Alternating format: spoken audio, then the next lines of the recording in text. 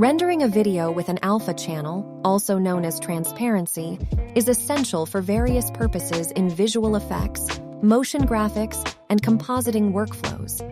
An alpha channel allows you to preserve and isolate transparency information in your video, enabling seamless integration with other footage, backgrounds, or graphics in post-production.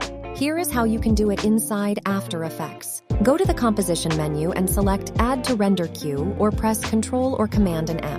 In the Render Queue panel, click on the Output Module settings to open the Output Module dialog box.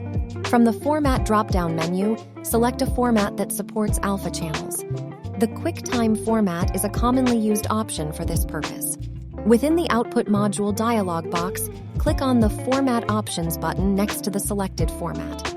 In the dialog box that appears, ensure that the codec you choose supports alpha channels.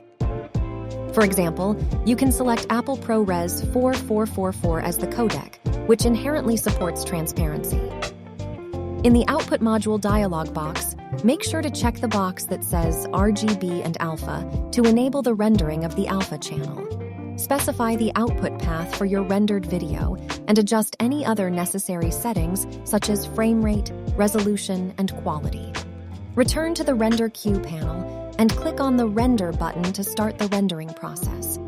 After Effects will render the composition with the specified settings and generate a video file with an alpha channel.